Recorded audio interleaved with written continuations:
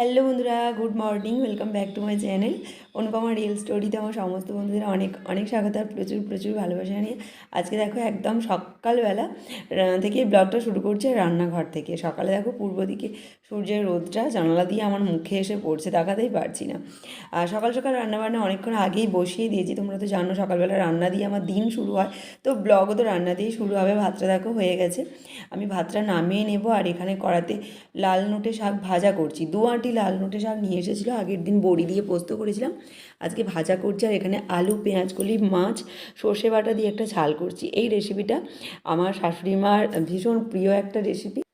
আর পেঁয়াজকলির season মানেই হচ্ছে শাশুড়িমা সপ্তাহে একদিন করে অত্যন্ত বলবে যে এই রেসিপিটা করার জন্য, কারণ এইটা খেতেও যেমন উনি ভালোবাসে, আর সত্যি কথাটা সবাইকেই ভালো লাগে। তার সঙ্গে উনি এই রান্নাটা করতেও ভীষণ ভালোবাসতো, আর করতেন যে খুব সুন্দর টেস্ট আনতো। আমি তো সেরকম পারি না শাশুড়িমার মতো, যদিও রান্নাবান্না সমস্ত কিছু আমি শাশুড়িমার কাছ থেকেই শিখেছি, কারণ বিয়ের আগে তো কোনো মেয়েরা রান্না শিখে আসে না, বেশিরভাগ মেয়েরা রান্না শিখে আসে না, এসে মানে শ্বশুরবাড়িতে এসে শাশুড়িমার কাছ থেকেই কিন্তু শেখে। দেখো আমি টেবিলে ভাতটা দিয়ে দিয়েছি তোমার দাদাভাইকে। তোমার দাদাভাই স্নান টান করে বেরিয়ে চলে গেল, ঠাকুর প্রণাম করে ড্রেস ফ্রেস পরে একদম রেডি হয়ে আসবে। আর আজকে এই যে লাল নোটে শাক ভাজা, আলু, মাছ, পেঁয়াজকলি দিয়ে সর্ষে বাটা দিয়ে ঝাল, এটাই করে দিয়েছিলাম ভাত। তার সঙ্গে দেখো আমি সকালে মুড়ি খাওয়ার জন্য যে বেসন ডেবে নিয়েছিলাম, তো ভাবলাম ভাত খেতে বসেছে, গরম গরম কটা ভেজে দিই, ওই জন্য সেটাও ভেজে দিচ্ছি। কারণ এই এরকম ভাজাভুজি জিনিসটা না তোমার দাদাভাই খেতে ভীষণ পছন্দ করে, মানে পকোড়া বলো বা এরকম বেসন টেসন দিয়ে কিছু করে দিলে খেতে পছন্দ করে। তো ভাবলাম তো হয়ে যখন গেছে ওকে কটা ভেজেই দিই। তো দেখো ভাত খাওয়া হয়েই এসেছে, তার মাঝে আমি 3টের মতো ভেজে দিয়েছি।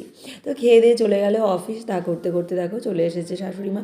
তো আমি এখন মাকে চা করে দেবো, আর তিন্নিকে হচ্ছে ঘুম থেকে তুলে নিয়ে আসবো। তিন্নিকে আমি আজকে সকাল সকাল ঘুম থেকে তুলিনি। কোনো কোনো দিন সকাল ঘুম থেকে তুলি, কোনো কোনো দিন সকাল সকাল ঘুম থেকে তুলি না, কারণ যেদিনে কাজের চাপ বেশি থাকে সেদিন আর সকাল সকাল ঘুম থেকে তোলা হয় না। আর এখানে দেখো বাকি যে বেসনটা ছিল সমস্ত বড়া করে নিলাম, আর পাশে আমার চাও বসিয়ে দিয়েছি। তিন্নিসোনা ঘুম থেকে উঠে পড়েছে।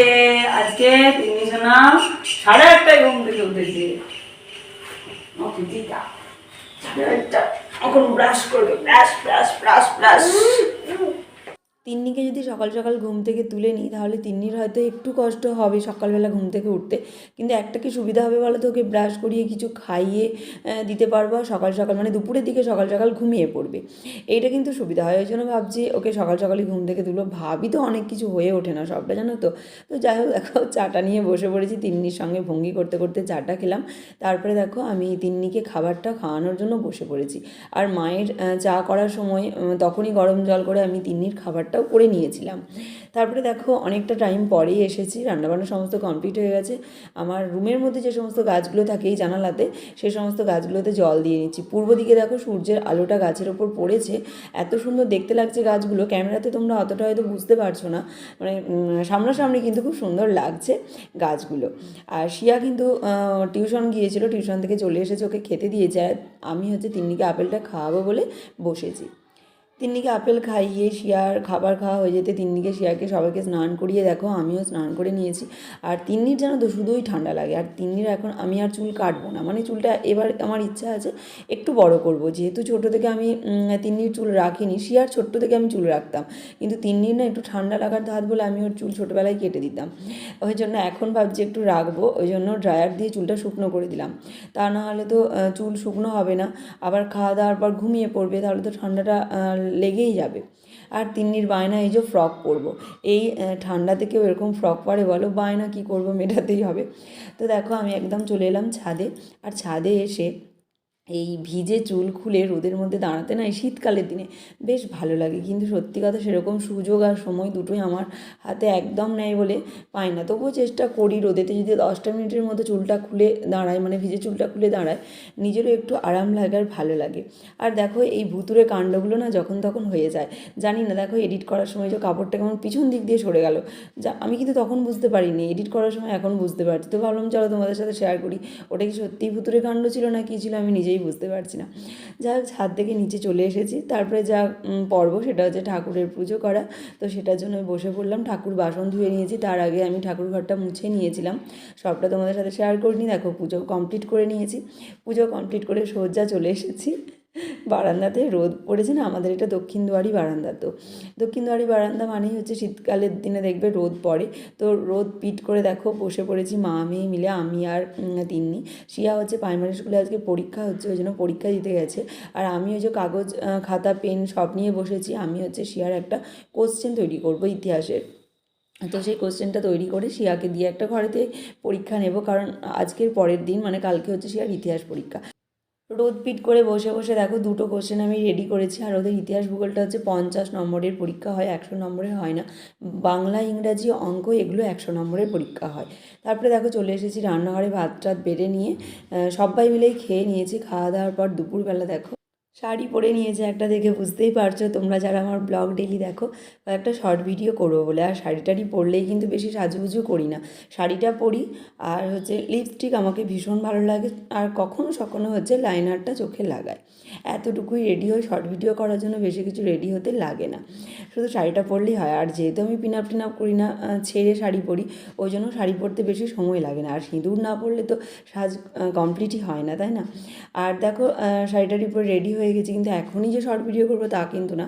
তিন্নি আজকে দুপুরে ঘুমায়নি। তারপরে শিয়া দেখো এখানে হচ্ছে মালা গাঁথছে। ওকে যে পরীক্ষার কোশ্চেনটা দিয়েছিলাম, ও কোশ্চেনটা মানে পরীক্ষাটা দিয়েছে, দেওয়ার পর দেখো এই পুঁথির মালাটা গাঁথতে বসেছে।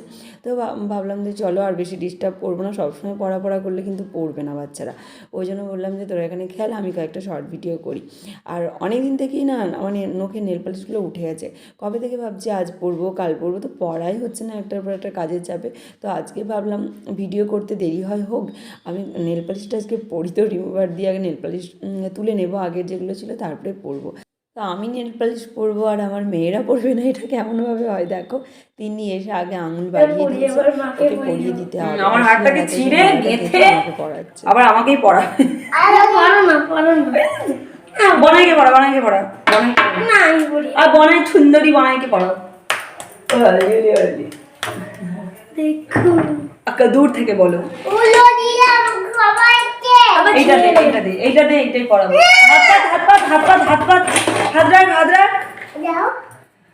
এরকম হাজারো ব্যস্ততা, হাজারো কাজ প্রত্যেকটা বাড়ির বউয়েদের মধ্যেই থাকে, আর আমারও আছে। তার মধ্যে দেখো একটু সময় সুযোগ করে নিজেকে একটু সাজিয়ে গুছিয়ে নিই। তার মানে এটা নয় যে সারাদিন এইসবই করি, সারাদিন সংসারের কাজকর্মই বেশি করি।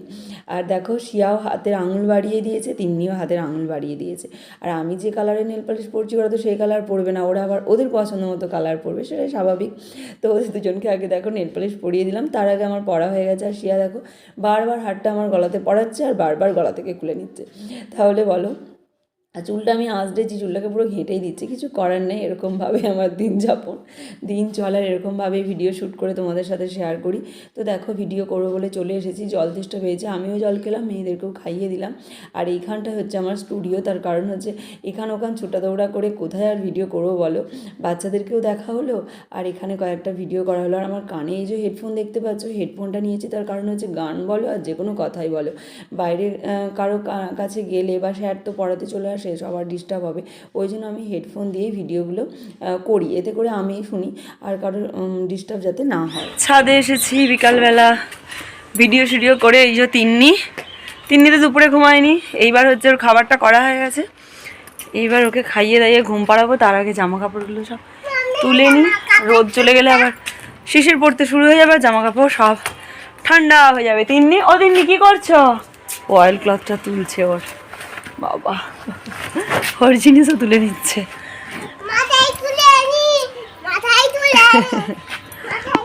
যখন হয়তো আমার শর্ট ভিডিওগুলো তোমরা দেখো, তোমরা হয়তো অনেকেই ভাবো কাজ নেই চর্চা নেই, বসে বসে শর্ট ভিডিও করছে, সাজছে ঘুরছে। এমন কিন্তু কোনো ব্যাপারই না, প্রচুর কাজ সংসারে। তোমাদের যেমন সংসারে কাজ, আমারও তেমন সংসারের কাজ। তার মধ্যেও হচ্ছে নিজে সময় বের করে শর্ট ভিডিওগুলো করি। এর কারণ একটাই, কারণ হচ্ছে নিজের মনটাকে ভালো রাখা, নিজেকে কাজের মধ্যে ব্যস্ত রাখা, তার সঙ্গে তোমাদেরকে খুশি করা, এতটুকুই। দেখো সমস্ত জামা কাপড় কিন্তু তোলা হয়ে গেল, আর প্রচুর জামা কাপড় ছাদে ছিল। তিন্নি তো দেখলে কি সুন্দর গামছাগুলো তুলছিল, আর এই গামছাটা ভুলে রেখে চলে যাচ্ছিলো, দেখো ওটাকেও নিয়ে চলে এলো। ফাইনালি দেখো তিন্নি হচ্ছে ঘুমালো এতক্ষণে, এখন বাজছে ঘড়িতে 5টা 5, আর শিয়াকে স্যার পড়তে বসেছে। আমি এখন আর কি করব, বিকালবেলা ছাদের গাছগুলোতে একটু জল দিয়ে আসবো, আর আজকের ব্লগটা পোস্ট করব, এডিট করার আছে করব। আর আজকের যে ব্লগটা যাবে সেটা মিনি ব্লগ হিসাবেই মানে শ্যুট করেছিলাম, কিন্তু যেহেতু শ্যুট করা আছে মানে আমার ফোনেতে যেহেতু আছে, সেই জন্য মিনি ব্লগগুলোই একটু বড় করেই হচ্ছে পোস্ট করে দিচ্ছি, মানে টাইমটা বড় করে পোস্ট করে দিচ্ছি। তা নাহলে ভিডিওগুলো তো সব ডিলিট করে দিতে হবে, ব্লগগুলো সব নষ্ট হয়ে যাবে, সেই দিনগুলোতে আমি আর ফিরে পাবো না, তাই না? ওই জন্য তোমার সাথে শেয়ার করে দিচ্ছি, ঠিক আছে? তো মিনি ব্লগ যেমন ফোন লম্বালম্বি ধরে, সেরকম লম্বালম্বি ধরেই হচ্ছে ভিডিওগুলো শ্যুট করেছিলাম। যাই হোক, তিনি ঘুমিয়ে পড়েছে, মশারিটা খাটিয়ে দিয়ে, আর প্রচণ্ড মশারি না খাটালে, যদিও কম্বল চাপা আছে, তুলে নিয়ে চলে যাবে মশাতে। একদম সন্ধ্যাবেলা তোমাদের কাছে আবারও চলে এসেছি। আমি হচ্ছে তিন্নিকে ঘুম থেকে তুলে নিয়েছিলাম 7টার সময়, তিন্নিকে ঘুম থেকে তুলে কিছু খাইয়েছি, আর দেখো শিয়াকেও পড়তে বসিয়েছি। তিন্নি শিয়া দুজনকে এখন পড়াচ্ছি। আর জানো বন্ধুরা, দুপুরবেলা আমি 1 ঘন্টা মাত্র টাইম নিই শর্ট ভিডিও করার জন্য। আর যেহেতু শর্ট ভিডিও অনেক দিন থেকে করছি, ওই জন্য 1 ঘন্টা টাইমের মধ্যে আমি বেশ কয়েকটাই শর্ট ভিডিও করে ফেলতে পারি, তো কোনো অসুবিধা হয় না। যাই হোক, এইবার এদেরকে পড়িয়ে উঠে আমি ঠিক উঠবো 8:30 পৌনে 9টা বাজবে। তারপর আমি হচ্ছে রান্নাঘরে যাব, রাত্রের জন্য রান্নাবান্না তৈরি করব। রান্না করতে করতে সবাইকে ফোন করি, যেমন ধরো সারাদিনের মধ্যে মাকে ফোন করা হয় না, মাকে ফোন করি, টুইন্স উইথ মৌমিতাকে ফোন করি, তাছাড়াও আরও যাদেরকে ফোন করা থাকে সেগুলো রান্না করতে করতে ফোনগুলো করে নিই। তাহলে বন্ধুরা, আজকের ব্লগ আমি এখানে শেষ করছি। পরের দিন আমি আবার আসবো আবার নতুন ব্লগ ভিডিও নিয়ে। ততক্ষণ পর্যন্ত তোমরা অপেক্ষা করে থেকো, আর গুড নাইট, টাটা।